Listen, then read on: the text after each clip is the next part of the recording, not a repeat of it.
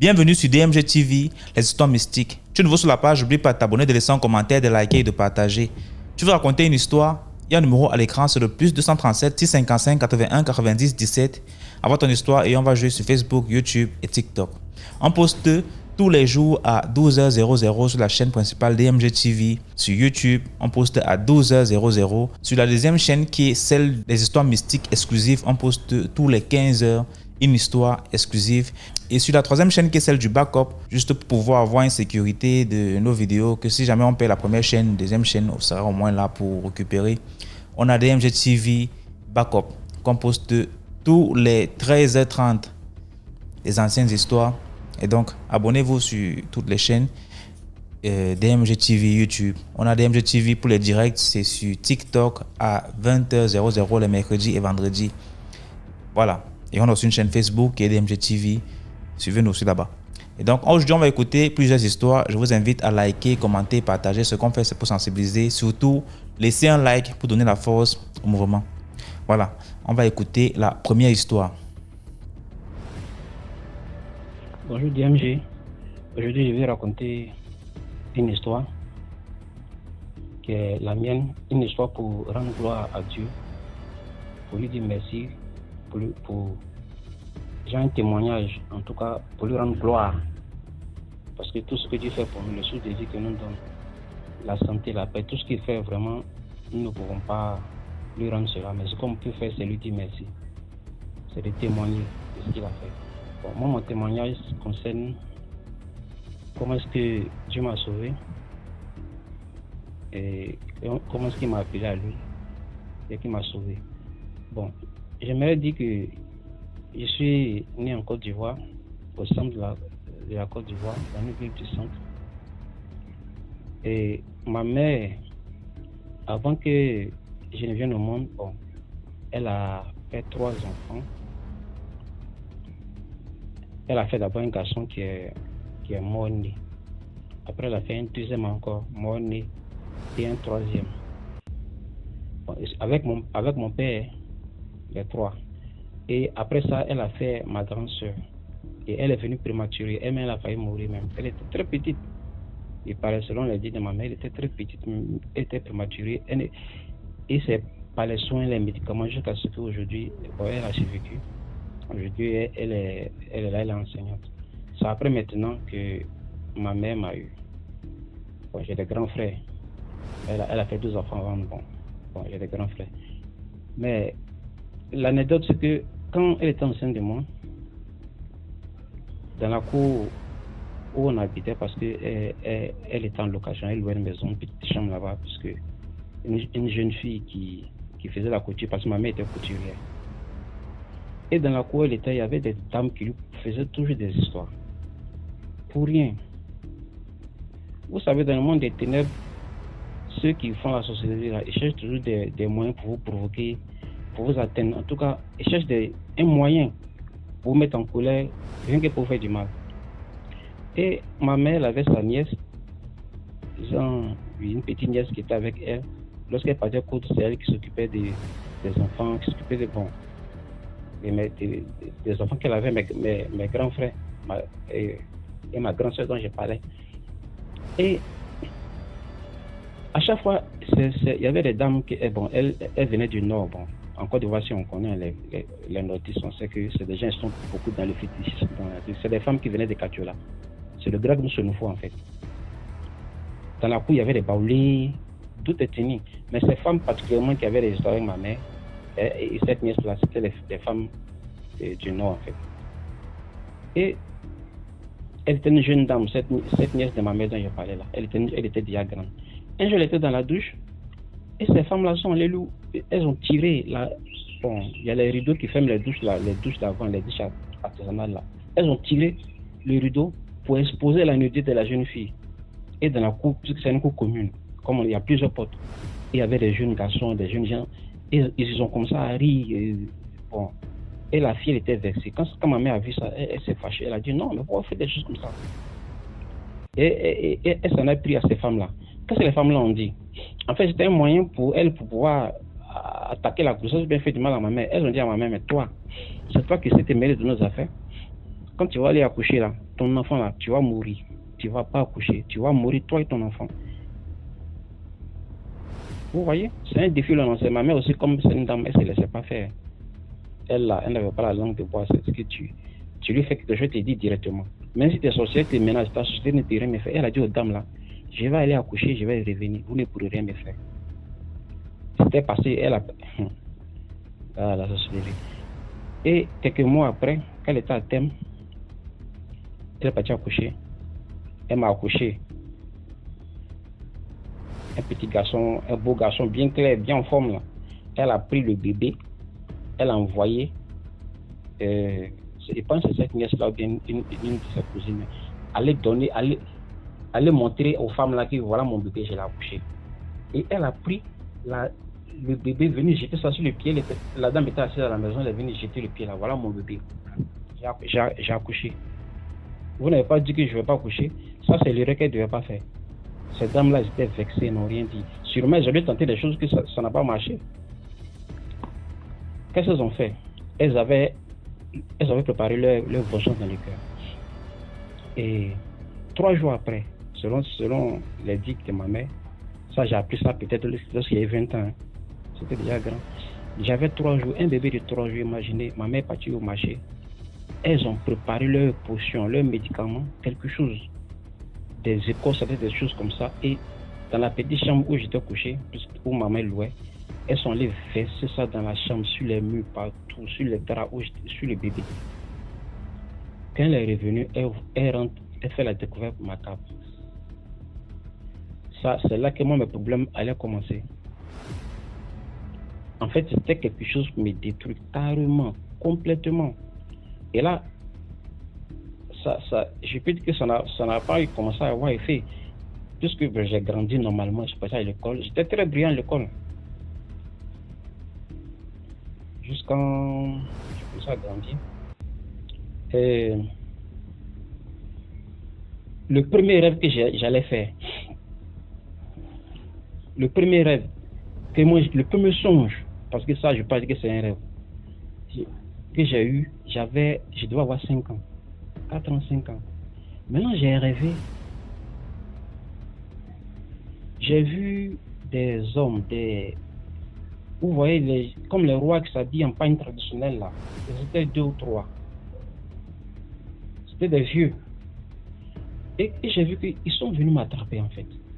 Ils ont creusé une tombe dans laquelle ils voulaient m'enterrer, vivant. Et je me suis débattu, je me suis échappé de leurs mains. Quand je me suis levé le lendemain, j'avais 5 ans. Bon, 5 ans, en tout cas j'ai parlé en ce moment. 5 ans, 6 ans je pense. 5 ans. Oui, 5 ans. Et j'ai dit 5 ans, 6 ans. J'ai dit à ma mère, aujourd'hui j'ai rêvé là. Il y a des gens qui m'ont attrapé et partaient m'enterrer. Non, j'ai rien dit. Parce que ce jour-là, le lendemain, ça m'a intrigué, mais j'ai rien dit. J'étais un enfant. J'ai fait le rêve aujourd'hui. Le lendemain, j'ai fait le même rêve. En fait, c'était pas un rêve. Et les mêmes hommes que j'ai vus la veille sont venus m'attraper et ils m'ont enterré. C'est à la suite de là que vraiment, je pense que c'est là que mes problèmes ont commencé réellement. Parce que je partais à l'école, mon cycle scolaire jusqu'en... bon, après maintenant, arrivé au CM2, quand j'avais commencé, vous voyez, quand on est jeune garçon, après on commence à s'intéresser aux jeunes filles, on commence à s'intéresser au monde là. On commence à abandonner même peut-être, quand tu es enfant, il y a des choses que tu ne fais pas même. C'est là, j'ai vu que ma vie, ça a commencé à être bizarre, donc j'ai commencé à doubler les classes. Mais comme j'étais brillant, bon, après, bon, jusqu'à, j'ai eu mon brevet mon BPC, brevet d'études primaires, oui. Bon.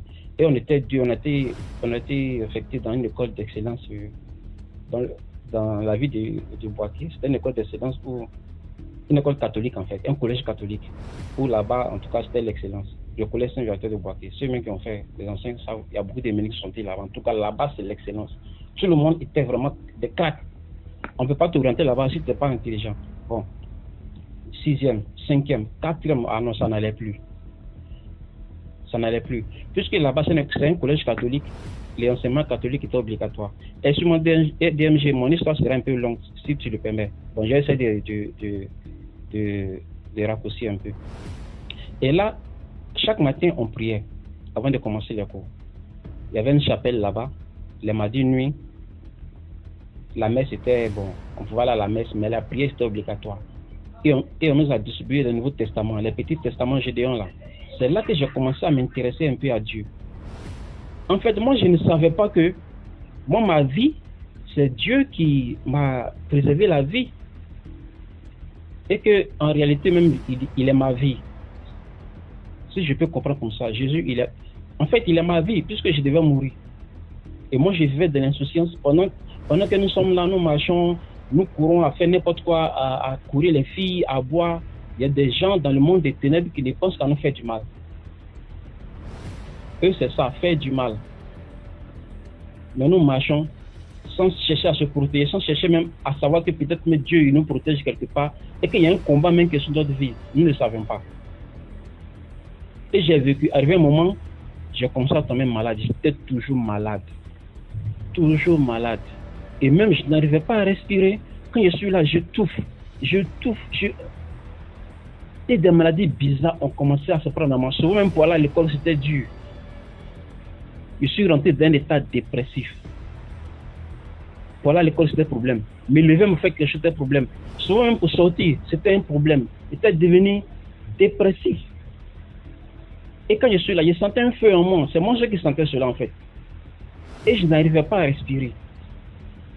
DMG. Et là, j'étais dans l'alcool. Je suivais les amis, j'étais avec les amis. En fait, je souffrais, mais j'étais obligé de boire, j'étais dans l'alcool. Je me disais qu'en buvant, en vivant, bon, dans l'alcool, bon, je reconnaissais que moi aussi, j'étais trop dans le monde. Mon cœur était trop porté dans le monde. Oh, Dieu, il voulait que je me retourne vers lui. Et je vivais comme ça. Je suis même rentré dans la drogue avec mes amis d'école. Quand j'étais à partir de la 3e, avec mes amis, j'ai commencé à vraiment, j'étais descendu dans le fond. Je partais au plus profond même de la détresse, dans le fond même du trou. Et un matin, mes amis sont venus me réveiller. Viens, on va aller, on partait fumer à la drogue en fait. On partait fumer. On allait, ils m'envoyaient, on allait dans une brousse là quelque part, il y avait une église là-bas, une église baptiste. Un matin. Et je précise que dans ce même temps aussi, il y avait le Nouveau Testament. Après, moi, j'ai été, bon, l'école même, ça n'allait plus, mais mon Nouveau Testament, je l'avais toujours. Et chaque année, je priais, je restais notre Père. En fait, c'est pas la prière que nous faisons que Dieu regarde, mais c'est le cri de nos cœurs là. C'est ça que Dieu entend. Il entend tout ce que nous faisons. Tout ce que nous disons, il entend. Tout ce dont nous avons besoin, que nous demandons, Dieu entend. Et j'ai resté notre Père chaque nuit avant de dormir, chaque nuit. Et ce matin-là, quand mes amis m'ont appelé, on allait, on fumait.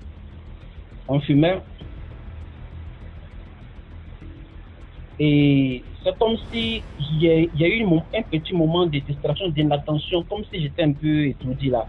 Et j'ai vu mon âme sortir de moi, DMG. Parce que, en temps, j'ai fait la connaissance de 2 jeunes que je vais nommer Cheikh et quel nom d'emploi je vais prendre? Cheikh et Oumar. Et c'était 2 jeunes qui étaient dans les sciences ésotériques en fait. Parce qu'à chaque fois, ils venaient causer avec moi comment est-ce qu'ils sortent de leur corps, comment est-ce qu'ils font la projection astrale. La première fois qu'ils ont fait, ils sont allés, ils ont causé avec des bœufs qui étaient en veste. Parce qu'il y a le bas astral et puis le haut astral. Bon, ils m'expliquaient comment ils ont commencé. Parce qu'ils étaient devenus des maîtres dedans en fait.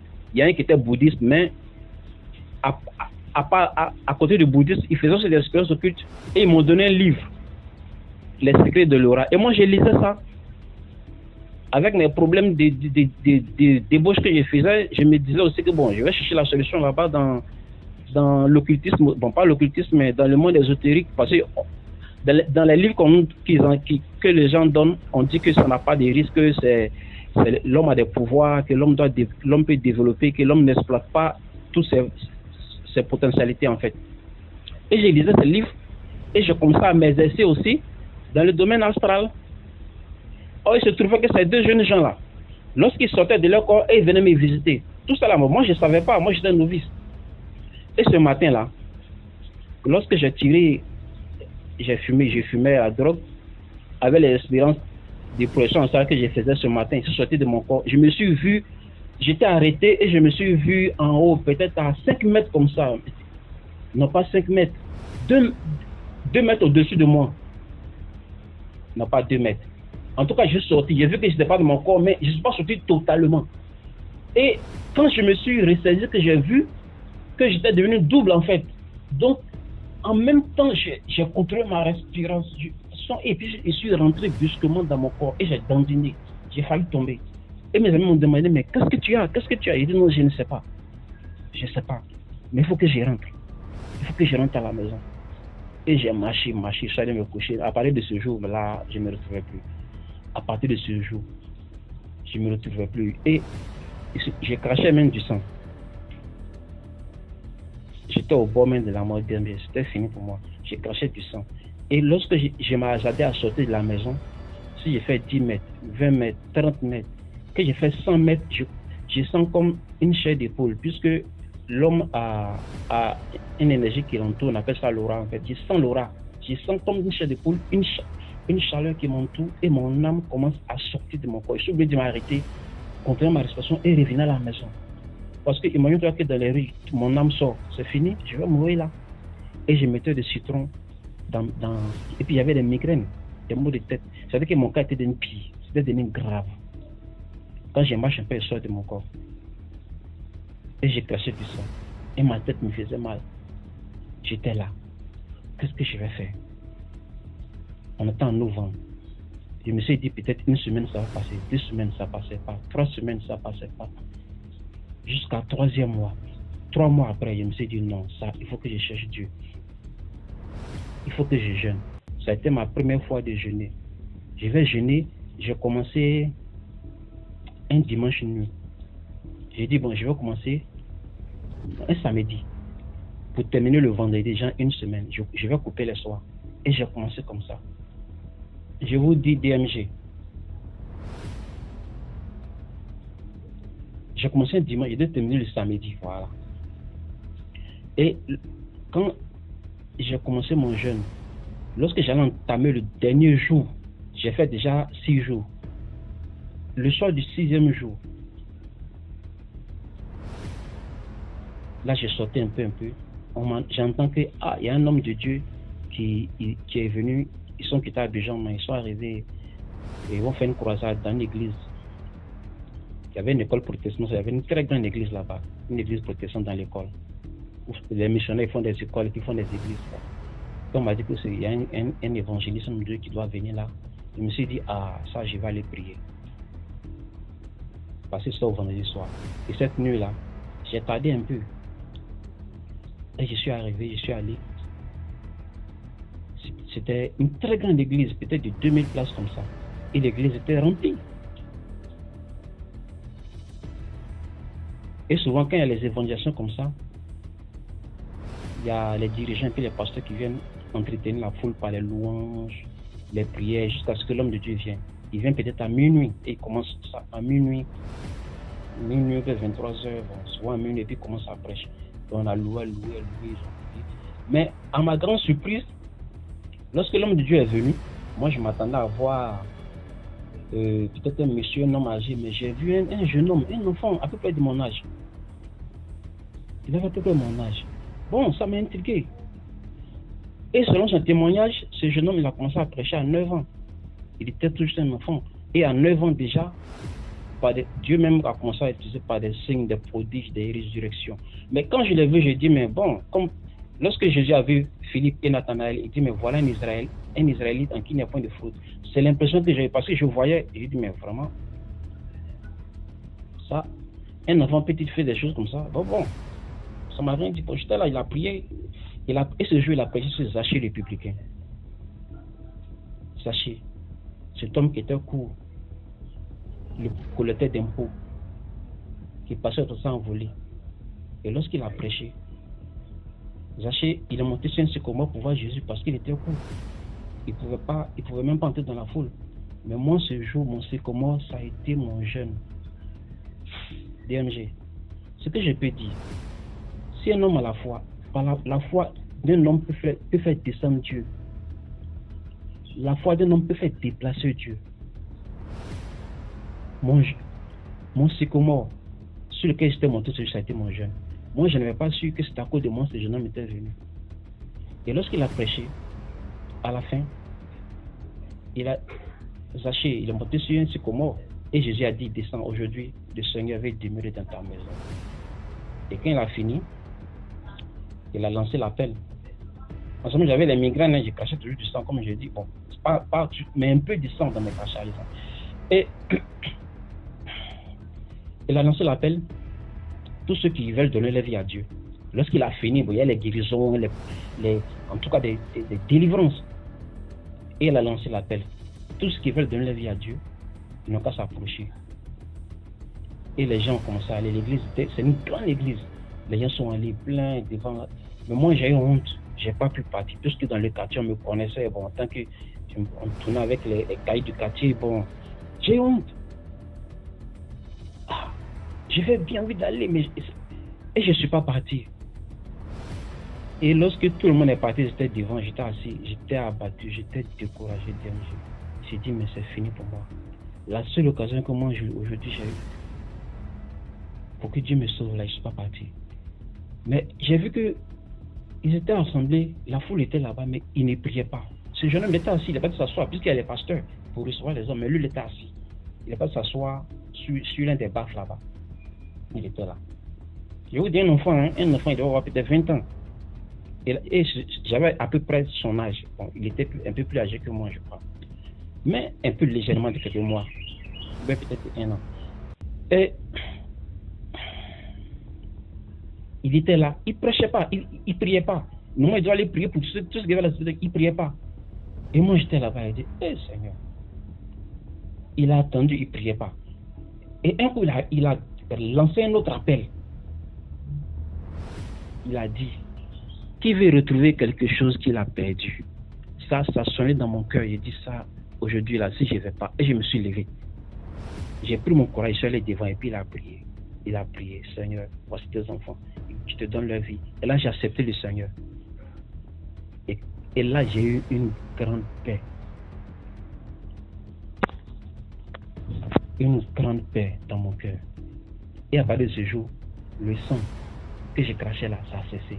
Les vertiges et les autres sensations là ont cessé. Et j'ai eu une paix. C'était en février. Puisque j'ai eu mon problème de novembre jusqu'en février, c'est là que j'ai accepté le Seigneur. Et quelques mois après, peut-être 2 mois après, ce jeune homme est revenu. Moi, je n'avais pas su que, en fait, Dieu m'a envoyé ce jeune homme-là, Jean, pour m'éclairer. Parce qu'il avait un chant. Un chant dans lequel il disait, si tu es fatigué de vivre, si tu es fatigué par la maladie, mais tu penses tu n'as pas trouvé de solution. C'est Jésus qui a la solution de ton problème. Mais Jésus te demande de venir à lui, il habitera en toi et te donnera la vie. Et lorsqu'il est revenu, 2 mois en Pâques, dans la saison de Pâques, de février à Pâques, en mars-avril, ce jour-là, il a prié sur Moïse. Comment est-ce que Dieu a sauvé ce bébé de ses eaux du Nil avec les crocodiles, tout ça. Et ce bébé a été reçu dans la maison de Pharaon par la fille de Pharaon. Et bon, ainsi de suite. Et là, qu'est-ce qu'il va dire maintenant lorsqu'il a fini de prêcher? Il dit maintenant, tous ceux qui ont des problèmes de tête, levez-vous. DMG, les problèmes de tête. Et Seigneur, moi, tout ce témoignage que je rends aujourd'hui, c'est pour dire merci à Jésus. Pour ce qu'il a fait pour moi. Il nous aime. Mais le monde, à cause de l'amour du monde, nous ne pouvons pas voir l'amour de Jésus, l'amour de Dieu. Celui qui est mort à la croix pour nous. Moi, je devais mourir. Je ne savais pas quelle était ma vie. Moi, je vivais comme cet enfant prodigue là, qui aimait le monde, qui est parti dissiper ses biens dans la débauche, partout. Même pour avoir à manger, il voulait manger même la nourriture des porcs. Vous voyez ce que les porcs mangent? Les porcs, ils mangent la boue. Les porcs, mais ils mangent du caca. Excusez-moi du thème. En fait, ils mangent n'importe quoi. Mais... Et j'étais un peu comme cet enfant. J'étais vraiment fini. J'étais dans la détresse. C'est-à-dire que même la nourriture spirituelle, j'étais vraiment vide, j'étais fini. Et quand il a dit tout ce qu'on appelle télévision, il est passé sur les bancs, imposé les mains. Et les gens tombaient, les délivrances, les gens tombaient. Moi, quand il pose, il dit le Saint-Esprit, c'est ce qu'il disait. Et quand il a dit le Saint-Esprit, je suis venu à la maison, ils sont partis et quittent Abidjan pour venir dans le centre. C'est là que dans la même semaine, j'ai fait mon deuxième songe de ma vie. Le premier songe, c'est des gens qui étaient venus m'enterrer, comme je te l'ai dit. Mais ce deuxième songe-là, Dieu s'était levé pour moi. Dieu a ouvert mes yeux parce que ça, c'était pas un songe. J'étais dans la maison parce que ma mère a construit une 4 pièces, en 4 pièces, et de 5 pièces, puisque en 3 chambres avec une touche et puis. Et là, moi, j'ai vécu avec ma mère là-bas. J'étais dans la même maison, puisque j'étais là à l'école à Boaké. Et ce jour-là, le songe que j'ai vu, je me suis retrouvé dans l'une des chambres à la fenêtre. J'étais devant la fenêtre. Je vois que c'est un monde éveillé, c'est comme un rêve éveillé. Je suis devant la fenêtre et je vois que quelqu'un ouvre la fenêtre du dehors. Et j'ai refermé. Vous voyez le crochet là? Il a ouvert encore et j'ai refermé. J'ai dit, mais qui ouvre la fenêtre? Et la troisième fois, il a cassé. Il est dehors, mais il a cassé par une puissance, je ne sais comment, mais il a cassé le crochet là. Et quand il a cassé la fenêtre ouverte, il est rentré comme un vent en fait. Mais c'était un esprit. Et il était arrêté, j'étais arrêté devant lui et on se regardait. Mais c'est des esprits, mais ils ont les yeux comme... Oh, c'est des démons en fait. Et on se regardait, je les regarde. C'est un homme. Mais c'est des yeux, quand tu vois dans ses regards, il n'a pas les regards fermes comme le regard des vivants. Il n'y a pas la vie dans ses yeux. Et il était devant moi. Ah. Et j'ai dit Jésus. Quand il dit Jésus, il a disparu. Et je suis revenu dans l'autre chambre. Parce que là c'était la chambre de ma soeur. Au moment où ma soeur était là-bas, dans l'autre chambre. Bon, il y a 3 chambres. Il y avait la chambre de ma mère. Dans la deuxième chambre, je suis venu maintenant. Je me suis arrêté devant la fenêtre. Le même spectacle s'est reproduit. Quelqu'un a ouvert, j'ai refermé. Parce qu'il commençait à prendre conscience. Et il a cassé. Quand il est rentré, j'ai dit Jésus. Il est parti sur le vent. Je suis ressorti. Quand je suis ressorti, je suis revenu au salon.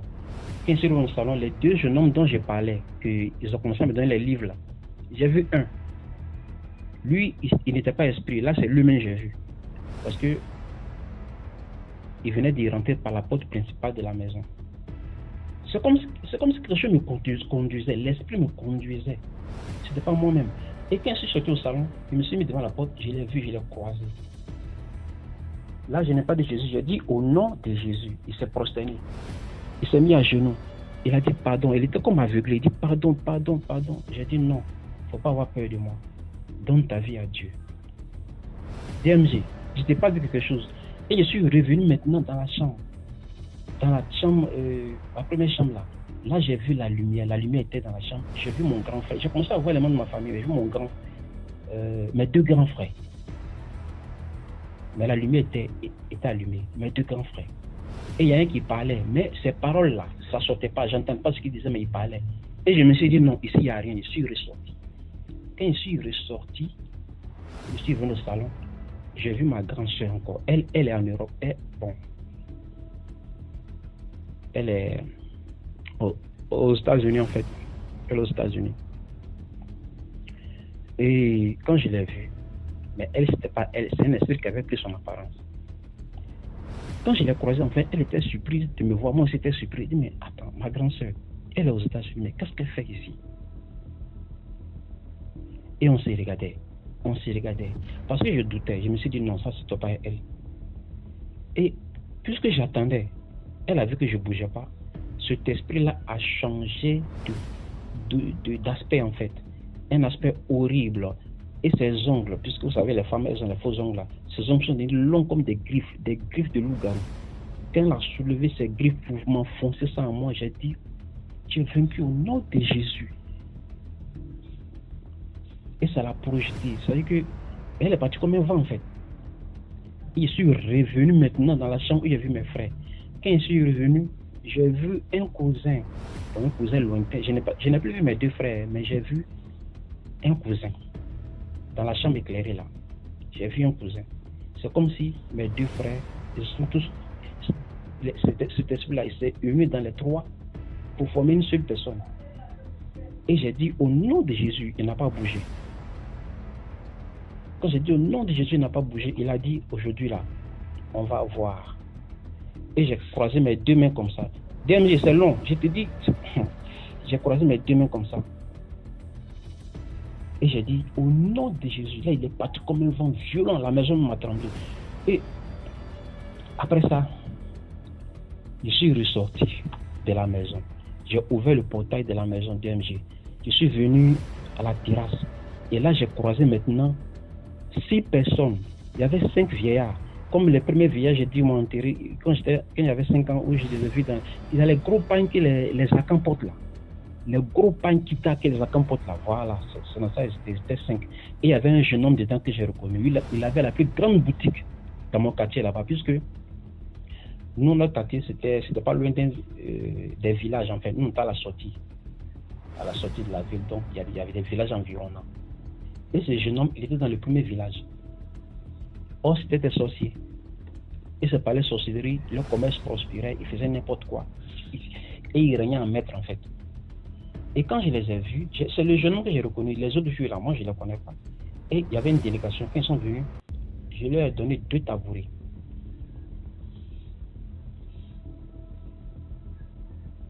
Ils se sont assis. Il y avait 2 chefs, les 2 conducteurs de la délégation se sont assis. Et ils ont enlevé 2 fils noirs pour me frapper au visage. Moi, je leur ai donné à soi.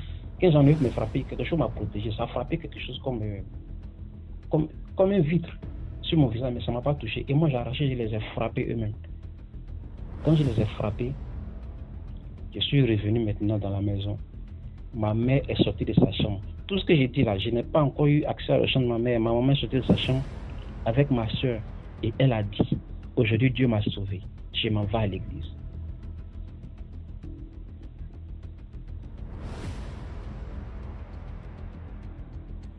DMG, vous voyez le monde des ténèbres, ce qu'ils font. Pendant que vous dormez, pendant qu'on marche, on dit on s'en va à l'école, on cherche du travail. Voilà ce qu'ils font dans la vie des gens. Tuer, égorger, faire n'importe quoi. Sans Jésus, aujourd'hui, qu'est-ce que je serais? Aujourd'hui, moi, je remercie Dieu pour la grâce qu'il m'a faite. J'étais aveuglé. J'étais dans les plaisirs du monde. Je ne sachais pas que le monde des ténèbres même là, en voulait à ma vie. Je vais arrêter la DMG. Vraiment, c'est pour dire que nous devons prier. Si nous voulons suivre Dieu là, on doit le suivre sincèrement. Mais être neutre, ne rien faire, s'asseoir comme ça, c'est très dangereux. Ceux qui veulent se protéger, ce qu'ils vont faire, en tout cas qu'ils le fassent. Mais quand tu es sur Dieu, il faut le suivre sincèrement. Parce qu'il est là, il nous tend la main. C'est parce qu'il attend qu'on vienne à lui. C'est tout. Il attend qu'on vienne à lui. Donc, c'était pour sensibiliser, pour dire aussi que vraiment à tous les auditeurs, l'amour de Jésus, qui est mort à la croix, aujourd'hui il est le même, il est là. Si tu cries à lui, il entend. Et il va te répondre. Vraiment que Dieu vous bénisse. Tout ce que j'ai dit, c'est pour sa gloire. Que la gloire revienne à lui seul. Vraiment, merci DMG. Partagez, likez et vraiment, bon, que la communauté s'agrandisse. Bon. Le son même est long, mais j'ai préféré arrêter là. Pour que, bon, d'autres personnes puissent intervenir aussi. Merci.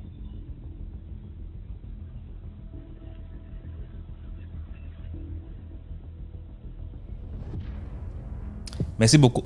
Merci beaucoup pour l'histoire. Maintenant, on va écouter la deuxième histoire. Salut DMG, c'est Sagesse de Paul le guerrier de Dieu. Je tiens à vous raconter l'histoire mystique que j'ai intitulée Domaine interdit. Cette histoire se déroule au Cameroun, dans la région du Sud, notamment dans la ville de Kribi. C'est l'histoire d'une femme qui vivait avec son compagnon, père de ses 4 enfants. Celui-ci a opté à faire dans l'exploitation forestière. Et dans ce secteur d'activité, les gens qui s'y engagent ont des fois tendance à tremper la main, c'est-à-dire à faire des rituels, à faire des incantations, à faire des trucs assez protégés, des blindages, des fétiches pour se protéger, voire pour prospérer, quoi. Donc, notamment dans le domaine forestier en question, donc dans l'exploitation forestière, dans l'exploitation minière, comme dans l'exploitation pétrolière. Et effectivement, le père des enfants de cette dame-là avait donc décidé de faire des fétiches pour avoir plus d'argent, avoir plus de gains et protéger sa richesse, voire se blinder, d'après ce qu'ils essaient souvent de faire comprendre à qui veulent entendre. Voilà, donc au fil du temps, dans ses activités, il a eu acheté un terrain. Et sur ce terrain-là, il avait interdit formellement sa femme d'y aller. Mais sa femme qui s'entêta, elle décida d'aller faire des champs sur le terrain en question. Et quand son mari a su cela, il lui a dit catégoriquement que je t'avais bien interdit. Je t'avais refusé d'aller faire quoi que ce soit sur ce terrain-là. Mais comme tu t'es entêté, tant mieux, toi-même tu verras les conséquences. Donc comme c'est une femme qui craint aussi Dieu, elle priait, elle n'a pas fait, elle a fait la sourde oreille, elle a continué à faire ses champs là-bas. Elle a fait comme si elle ne se souvient pas ce que son mari lui disait. C'est alors qu'un jour comme ça qu'elle était au champ, elle travaillait, elle s'est assoupie, elle a décidé d'aller, pardon, elle était fatiguée, elle a décidé d'aller s'allonger sous un arbre. Et c'est donc ainsi que quelques minutes après, elle s'est relevée. Pendant qu'elle marchait pour vérifier le travail qu'elle avait abattu, elle se rend compte directement dans son cabas. Les gens qui ne savent pas ce qu'on appelle cabano au Cameroun, c'est des grandes robes faites en pain, en tissu quoi. C'est des grandes robes faites en tissu. Donc on court la couture, on brode, ça dépend. Mais on fait la couture en tissu. C'est la mode avec le tissu africain quoi. Donc le cabas, donc les grandes robes en tissu, cousues en tissu, simplement. C'est donc ainsi qu'elle sent donc du glacé au niveau entre sa poitrine et son ventre. Elle dit mais il fait chaud, comment moi je sens encore, je sens bizarrement frais à l'intérieur. Qu'elle envoie dans ses yeux en passant par sa poitrine, elle ouvre l'ouverture là, donc elle ouvre l'ouverture là quoi, l'ouverture du haut, elle regarde pourquoi c'est glacé à l'intérieur de son habit. Elle se rend compte qu'il y a un serpent moyen, n'est pas des noms, il y a un serpent moyen qui est collé, scotché là-dedans, sur son cabas en question. La femme dit ceci, elle a malgré qu'elle paniquait, elle était toute tremblante, elle a fermé les yeux et elle a dit ceci, que je ne te connais ni d'Adam ni de Ève. Je ne sais pas comment tu as eu le courage de venir jusqu'à entrer, te retrouver là où tu te retrouves là. S'il te plaît, sors comme tu es entré, tu pars. Elle dit qu'elle a fermé les yeux. Elle est restée là plus de 15 minutes avec les yeux fermés. Elle a un peu écarté les jambes. C'est comme ça que le serpent, elle dit qu'elle ne connaît pas aujourd'hui le serpent. Si le serpent est sorti par le haut, s'il est sorti par sa poitrine, bien s'il est sorti par le bas. Qu'elle est restée là longtemps. Après, un esprit lui dit c'est bon, tu peux maintenant ouvrir les yeux, tu regardes, tu vérifies si il est encore là. Elle ne sait même pas si le serpent est sorti ou bien si c'était un serpent normal ou si c'était un serpent mystique. Elle ne sait pas. Elle dit qu'elle ne sait vraiment pas. Mais elle a vu le serpent, elle s'est fermé les yeux et elle a fait sa prière. Et elle a parlé qu'on ne se connaît ni d'Adam ni d'Ève. Comme tu es venu, comme tu es entré, c'est comme ça que tu dois sortir. S'il te plaît, on ne se connaît pas. On ne s'est pas donné rendez-vous. C'est donc ainsi que quand elle ouvre dans les yeux, comme je disais tantôt, le serpent avait complètement disparu. Et elle fait comprendre que la récolte a été très mauvaise. La récolte de tous les plantes avaient séché, tout était gâté. Donc rien n'a donné de bon là-bas. Donc pour comprendre que son mari savait pourquoi elle interdisait de partir là-bas. Comme il avait dit que tu allais voir là. Donc c'était de le voir là comme ça. Elle a d'abord failli se mordre par un serpent. Maintenant c'est tout le fruit de son travail. Rien n'a donné, tout a pourri. Tout a séché là-bas, tout a fané. C'est où, au fil du temps, son mari a donc construit sur le terrain en question.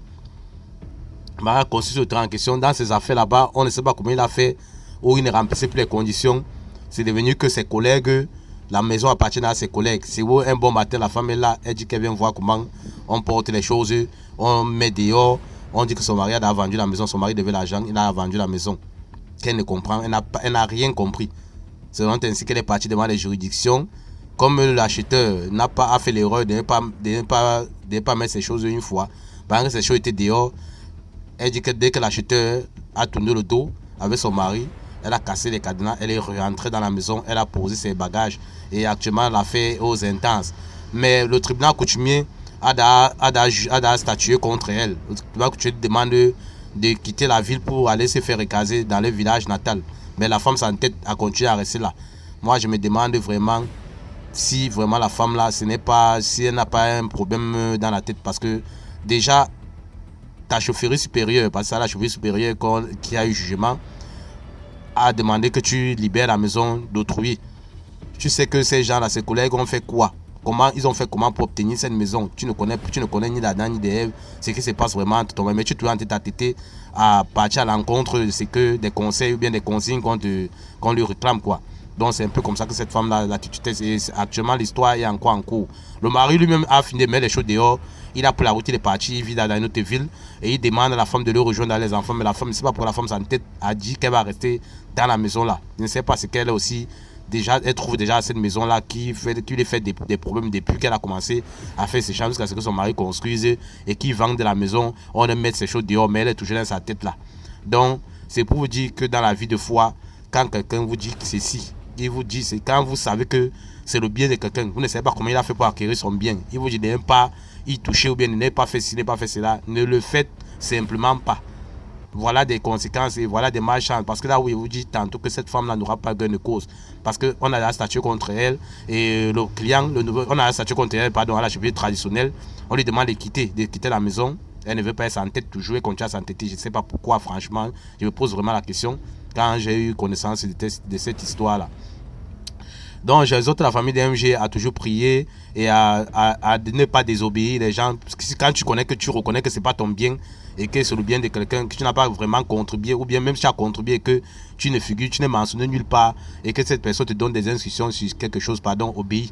Tu fais ta prière, tu obéis et c'est tout. Que Dieu te protège, que ce qu'il fait là-bas, ces choses qu'il fait là-bas, que, pardon, ça ne t'atteigne pas. Tu fais ta prière et tu évites ce qu'il t'a recommandé d'éviter. C'était l'histoire que je tenais à partager avec la grande famille DMG. C'était Salut de Paul, guéri de Dieu depuis la ville de Cribé au Cameroun. À vous de liker, de commenter, de partager. Surtout de vous abonner à la chaîne DMG TV. Parce qu'avec DMG TV, l'esprit d'être meilleur, ça n'est pas pour les deux mondes, passage du monde visible et invisible. Je vous remercie de m'avoir écouté et à très bientôt pour d'autres histoires mystiques. Merci beaucoup pour l'histoire. Maintenant, on va écouter la troisième histoire. Bonjour DMG TV, bonjour la famille DMG TV, partagez, likez, abonnez-vous, c'est important.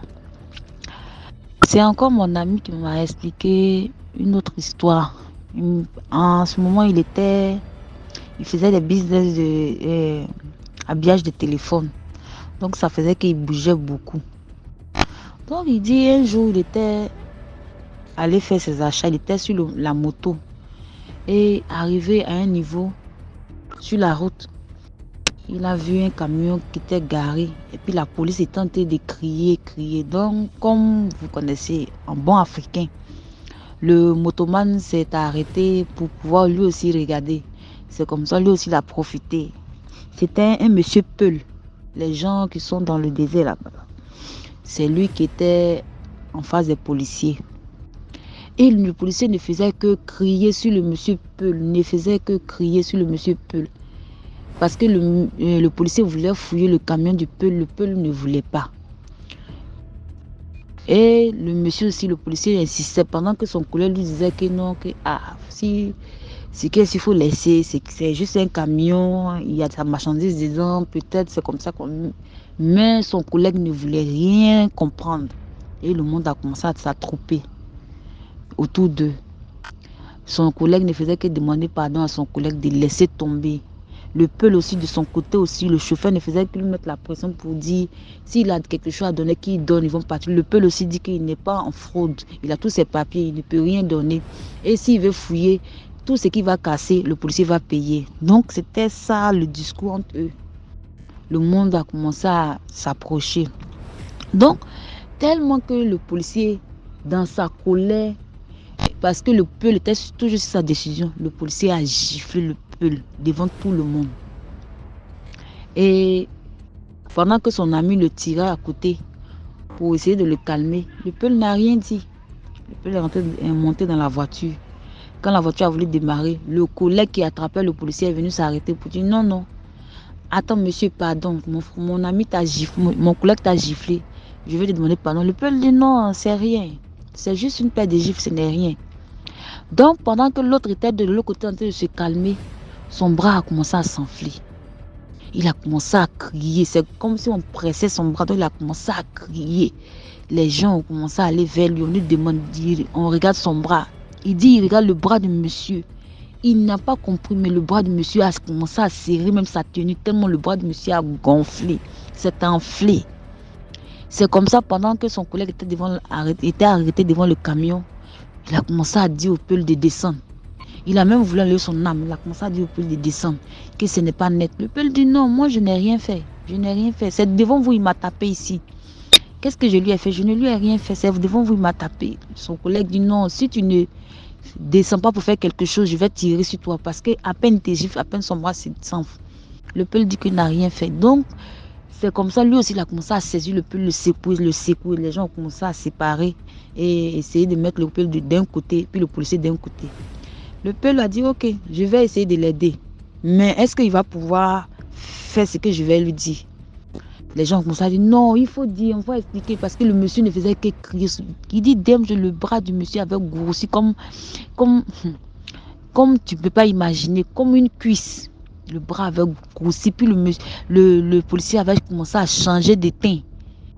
Il avait commencé à noircir, même, en criant dans la douleur. Donc, c'est comme ça, le Peul lui a dit, s'il veut être guéri, qu'il chie. Et quand il finit de chier, qu'il met l'eau sur son caca pour malaxer ça, rendre ça liquide et boire. Là, il sera guéri. Les gens ont commencé à crier, c'est la pure sorcellerie. Vraiment, l'Afrique a son talent. Oh, les gens babadaient. Le Peul a répété devant encore. Il dit non, moi je ne peux rien faire pour lui. Mais tout ce que je ne peux rien, je n'ai pas le médicament, il n'y a pas un médicament sur moi ici. Mais il y a une autre solution, c'est-à-dire qu'il chie et il boit son caca. S'il fait ça, ça va passer. Il doit faire ça maintenant. Parce que s'il dort avec là, ce n'est pas sûr que ça va aller pour lui. Et le Peul a demandé à ce qu'on le laisse partir. Qu'il ne doit pas être là pour regarder ça. Que lui doit partir. Mais il pardonne le policier pour son geste qu'il a commis. Ils ont laissé partir le Peul. Voici le policier, maintenant il fallait qu'il chie. Il dit lui n'est pas resté. Il n'est pas resté pour voir la suite. Mais il sait que non, il a vu un fait devant lui qui s'est passé. C'est comme ça, l'histoire s'est terminée. Parce que lui devait aller faire ses achats aussi. Donc il allait faire ses achats et il a laissé la suite aux autres qui sont restés. Dans DMG, partagez, likez, abonnez-vous. Et il me disait que DMG, la sorcellerie existe. La sorcellerie existe vraiment. Qu'il a d'autres histoires à m'expliquer pour que je puisse l'expliquer sur WhatsApp parce qu'il ne comprend pas bien le français. Et DMG, je voulais à la fin te demander à la famille DMG de m'aider. DMG, je ne comprends pas. Depuis près de 1 an et demi, je ne fais que voir des chiffres qui sont identiques. Je ne sais pas pourquoi. Si quelqu'un sait pourquoi ça se passe, qu'il m'aide. Parce que je ne peux pas comprendre. Peu importe le téléphone de quelqu'un que je prends. Peu importe la montre de quelqu'un que je prends. Quand je regarde qu'il est 11h, il est 11h11.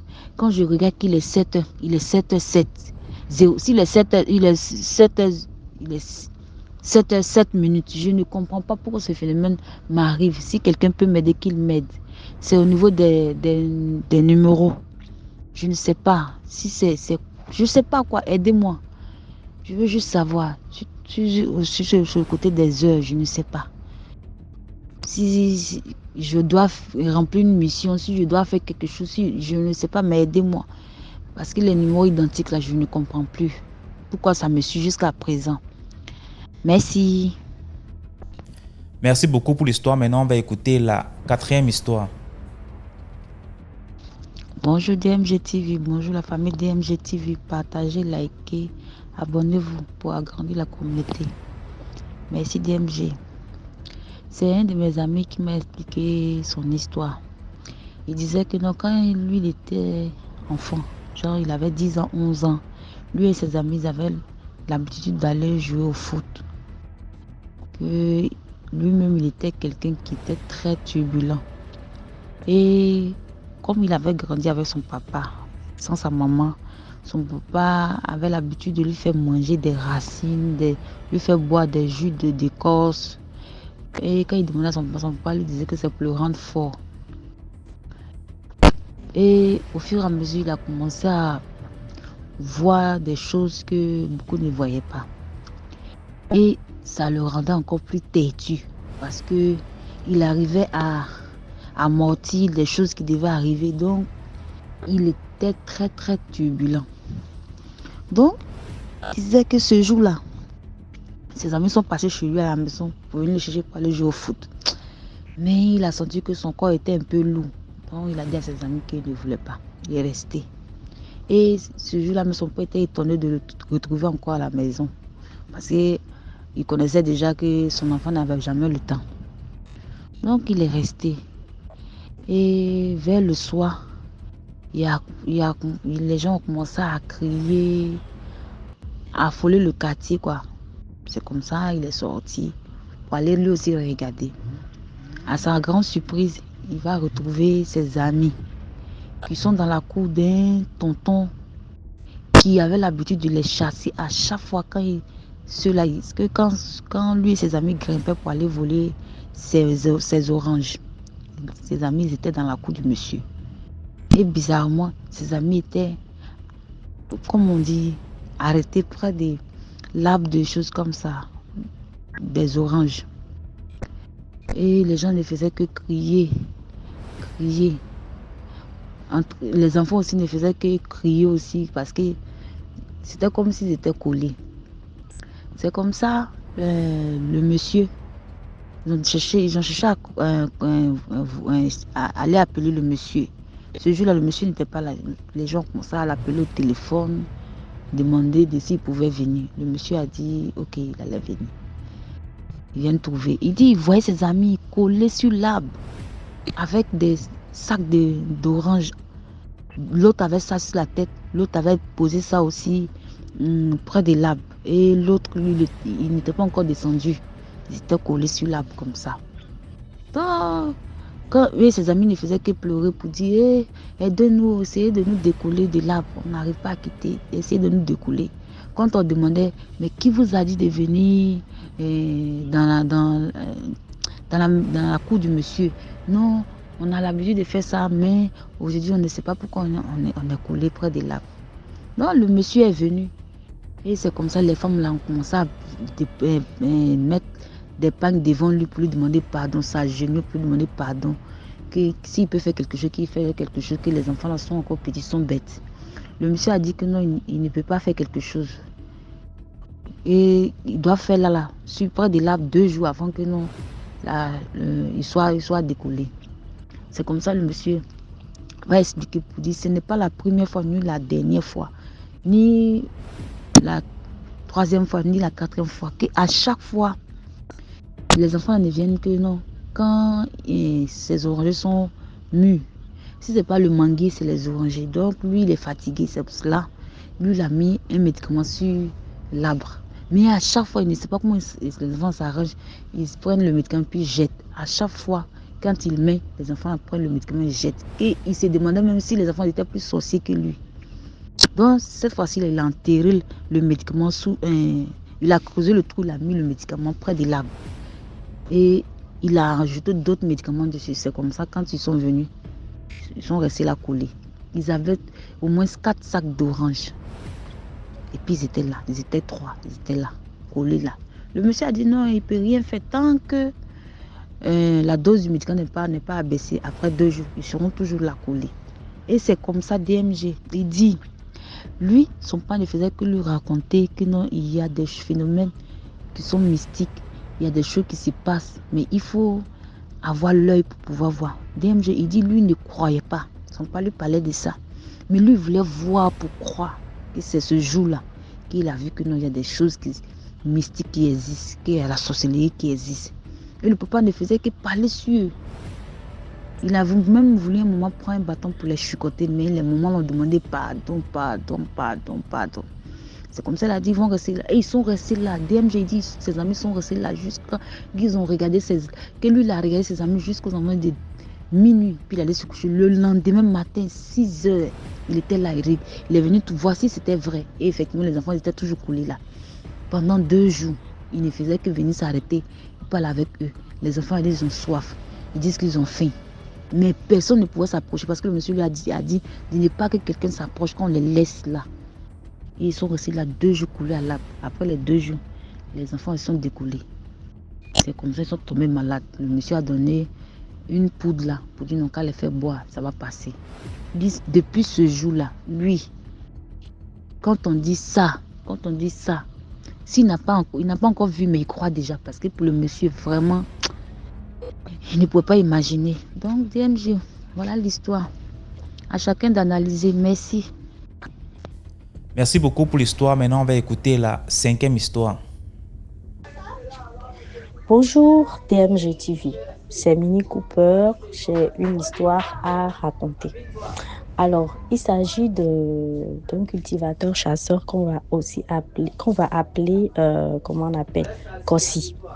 Donc, Kossi, c'était un homme tranquille qui vivait sa vie tranquille dans un village du Bénin. Il cultivait et il faisait aussi la chasse. En tout cas, il avait une petite vie tranquille, il était marié, tout allait bien. Alors, un jour, il était allé rendre visite à son beau-père, comme il faisait quand même presque tous les jours. Et arrivé chez le beau-père lui dit « Ah, mon beau-fils, je dois faire ma récolte demain à 15h. J'aimerais que tu sois là. J'aimerais que tu viennes m'aider, s'il te plaît. » Alors, il n'a pas trouvé d'inconvénient, c'est son beau-père, c'est le père de sa femme, avec plaisir. Il lui a confirmé sa venue. Le rendez-vous a été pris. Après là, il avait rendez-vous avec son praticien. Il faut rappeler que Kossi, c'était quelqu'un d'initié et très fort mystiquement. Donc, ce n'était pas un sorcier ou autre, non, mais c'était quelqu'un qui savait manier tout ce qui était mystique, traitement, tout ça. En tout cas, il était fort. Et il avait un père spirituel, travaillé avec un praticien qu'il avait initié aux choses mystiques. Donc, il est allé chez le praticien. Ils avaient des commandes, des traitements à faire. Donc, il l'a aidé. À la fin, le praticien lui dit « Ah, mon fils, demain, j'ai une récolte à faire à 15h. J'aimerais que tu sois là. » Kossi s'est dit « Mince. Pour la même chose, 2 personnes me donnent le même jour et le même rendez-vous. Comment est-ce que je peux faire? Mais je ne peux pas dire non parce que c'est mon praticien, c'est lui qui m'a initié aux choses mystiques, c'est lui qui m'aide à assurer la protection de ma famille et de mes activités. Lui dire non serait un peu comme si j'étais ingrat. Alors, Kossi a accepté, se disant qu'il allait voir comment régler le problème par rapport à son beau-père, voir comment gérer. Alors, Kossi quitte là, tout pensif, et rentre chez lui. Donc, ils étaient en train de dîner avec sa femme quand son meilleur ami, qu'on va appeler Bio, on va appeler Bio. Alors, son meilleur ami Bio vient le voir. Ils se sont fait des accolades parce que c'est un ami qu'il a toujours du plaisir de voir. Et Bio a même dîné avec Kossi et sa femme. Et lorsqu'ils étaient en train de digérer autour d'un vin de palme, Bio dit à son ami Kossi, « Ah, Kossi, demain là, j'ai ma récolte à 15h. J'aimerais que tu sois là. » Kossi s'est dit, « Mince, c'est une blague ou quoi?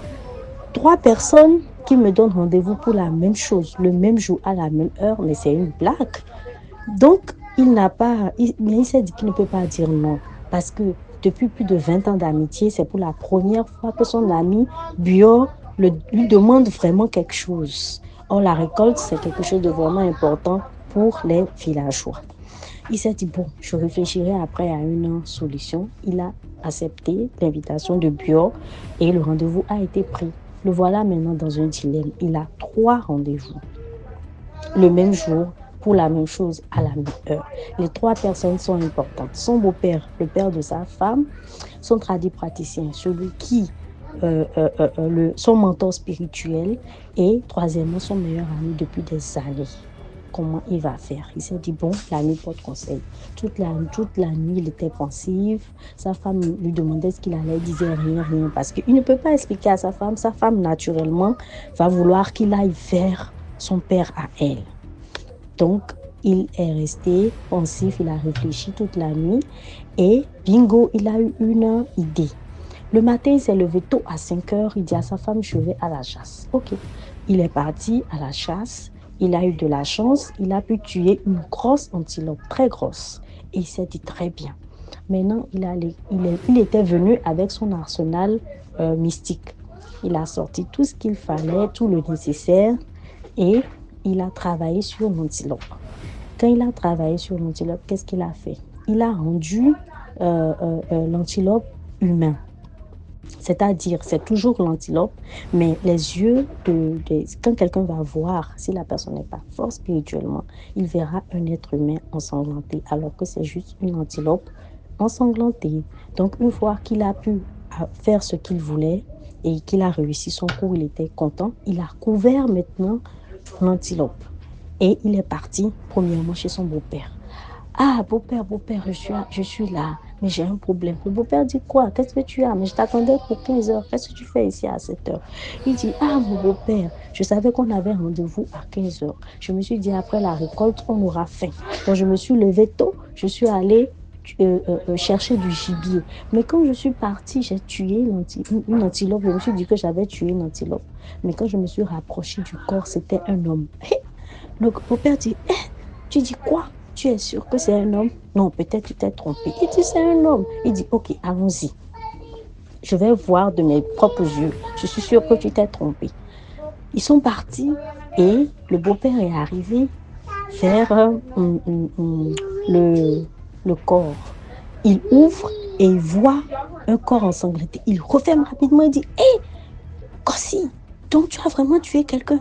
Je ne suis pas dedans, je n'ai rien vu, ne m'appelle plus, ne viens pas me voir. Tant que le problème n'est pas réglé, ne viens pas me voir. Et je ne veux pas te voir dans mon champ à 15 heures. Je ne veux pas voir ton pied, je ne veux pas être mêlé, ni de près, ni de loin, à un meurtre. Je ne veux pas. Ne viens même pas à mon rendez-vous de 15 heures. Je ne veux pas te voir, règle ta merde tout seul. Le beau-père est parti. Kossi a ri, content que son coup ait marché. Il a ri, il s'est dit -1. Allons pour le deuxième. Il a pris la route, il est allé chez son praticien. Mais avant d'aller, il s'est assuré de prendre une feuille qui devait fermer les yeux de son praticien parce que son praticien était fort spirituellement et il aurait pu découvrir la ruse. Mais Kossi, naturellement, aussi avait des dons vraiment forts, puisque son père. Donc, il a su quelle feuille prendre, qu'il a mâché et il a fermé les yeux pour quelques minutes de son père spirituel.